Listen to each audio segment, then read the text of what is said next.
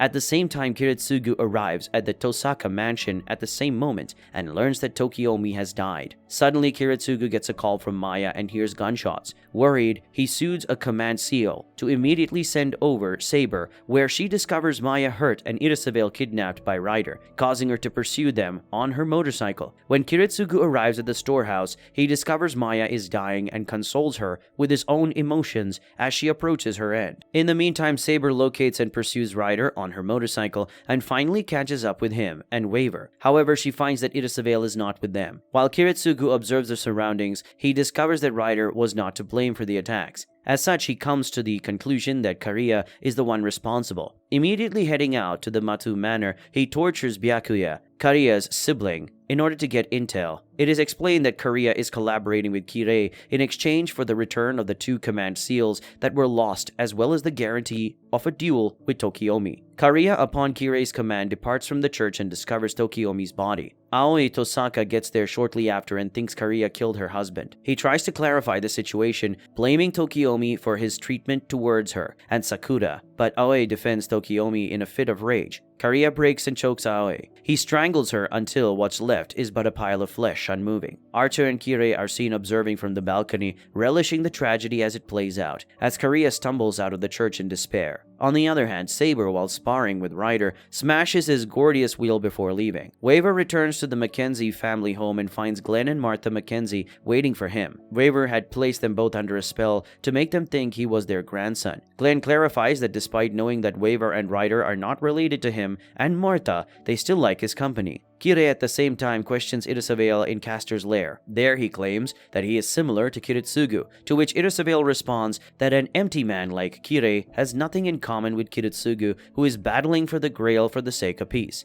Irisavale's neck is snapped by a disgruntled Kirei, who then swears to end Kiritsugu's fantasy. The following evening, Waver and Ryder witness magical flares fired near the theater with the intention of luring them into a fight with Archer. Waver decides to use all of his command seals to give Ryder the strength he needs to triumph and rule the world as Iskander summons his horse Bucephalus. Waver believes he no longer deserves to be Ryder's master, to which Ryder claims he views Waver as a friend. As such, he wishes to ride alongside him during combat. The flares are also seen by Kiritsugu and Saber, who understand that a trap is being set up to assemble the surviving masters and servants in one location. Following the deployment of the flares, Kirei gets ready to battle Kiritsugu by designating Berserker to deal with Saber and Archer to combat Ryder. Irisavale's consciousness in the meantime communicates with Angra Mainyu, the spirit that resides within the Grail, before vanishing. As Kiritsugu and Saber reach their destinations independently, Saber is attacked by a gun-equipped berserker in the underground parking area. Meanwhile, Waver and Ryder run into Archer on the overpass, and the latter invites Archer to team up and conquer the world, though Archer respectfully refuses. Suddenly, Kariya starts having hallucinations due to his guilt over strangling Aoi. Seeing this, Ryder summons Ionian Hetairoi and charges at Archer, but Archer takes out his sword Ia and uses his noble phantasm Enuma Elish, which causes a huge rip in space-time, destroying Ionian Hetairoi and sending them back into the real world. Ryder orders Waver to remain alive and spread the story of his last fight. Ryder then dismounts Waver from his horse, and which this rider charges to his end, as Ryder slays him with Ia, declaring that he regards him as his equal. Furthermore, Archer decides to spare Waver in respect for his undying loyalty to Ryder. Meanwhile, Saber continues her fight against Berserker. Eventually, she manages to defeat Berserker's gun. However, she becomes perplexed after discovering that he knows exactly how long her cloaked blade is. She questions this knowledge and learns a disheartening fact. It is revealed that Sir Lancelot, one of her most dependable and trustworthy knights, is the real identity of Berserker, and Saber is left horrified and heartbroken. On the other hand, Kiritsugu finally encounters Kirei, who has placed his wife's lifeless body on the stage of the theater. Furious at the atrocity Kirei has committed, Kiritsugu engages in an intense battle with his foe. On the other hand, Saber is still amidst her battle with the Berserker. Ultimately, she manages to gain the upper hand, and they both have a last chat as Berserker slowly dies at the hand of his beloved king. Back to Kiritsugu and Kirei, who are all going all out to defeat one another. After clashing for a bit, they both prepare to end the battle and move to deliver the final attack. Suddenly, a black putrid-looking liquid oozes out of the Holy Grail and covers them. It is revealed that Kiritsugu has been teleported into a world of illusions by Angra Mainyu, who has taken Irasavel's form. She announces Kiritsugu as the winner of this war, claiming he is the only one worthy of using her to fulfill his wish. However, Kiritsugu is devastated as he notices how corrupted the Grail has gotten. He witnesses Angra Mainyu breaking down his soul philosophy and entire belief system, as she suggests Kiritsugu reunite once again with Ilya and Irasavel at the cost of everyone else. Unfazed, Kiritsugu rejects this appeasing wish and claims that he will not forsake and destroy the world in exchange for his personal happiness. Enraged at this announcement, Angra Mainyu curses Kiritsugu and puts a spell on him to shorten his lifespan. As a result, Kiritsugu returns to the real world, where Kirei scolds and condemns him for wasting his wish. He begs him to receive the wish instead, but Kiritsugu pulls out a gun and promptly shoots him. Not long after, Saber arrives at the Grail stage, where she encounters Archer. Archer tells her to surrender and become his woman. However, their talk is interpreted by Kiritsugu, who decides that the best course of action is to use his command seals to order Saber to destroy the Holy Grail, much to the servant's shock.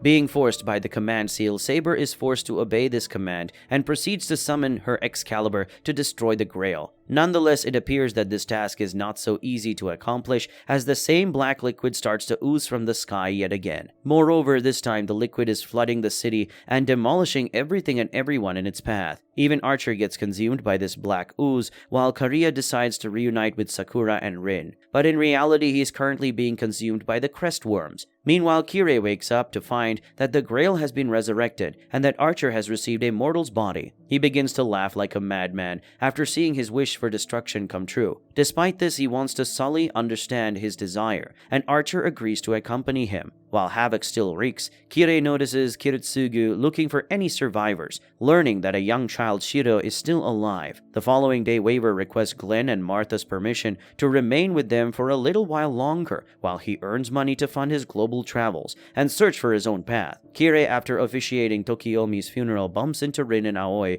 who is revealed to be alive, but has received significant brain damage. So much so that she cannot accept the fact her husband has passed away. Furthermore, Sakura has somehow mysteriously disappeared and is nowhere to be seen. Savoring Rin's pain and suffering, Kirei decides to give her the dagger of Azoth. On the other hand, Saber relives her last moments on the battlefield and recalled Lancelot's last words to her, in which he showed regret for having betrayed her and fallen in love with Guinevere. She sobs for seeming to have failed as a ruler, vowing to capture the Holy Grail in the next Grail War. More so, it is revealed that Kiritsugu has made numerous attempts to return to the Einsburns, but Jubstachet refuses to let him enter without the Holy Grail. As a result, she has never seen his daughter Ilya. As such, she has decided to adopt Shiro and settle in Fuyuki City. 5 years have already passed since the war. Kiritsugu tells Shiro about his childhood dreams and desires to become a hero. Shiro assures his father that he will make the dream come true for him, and Kiritsugu peacefully dies under the Grail's sway, remembering the time Shirley asked him what he wanted to be when he grew up, and coming to the conclusion that he still wants to be a hero. The end. Thanks for watching. If you like this recap, please consider to like and subscribe to the channel and ring the notification bell to be notified of any new recaps. And while you're at it, check out this new anime recap appearing on the screen.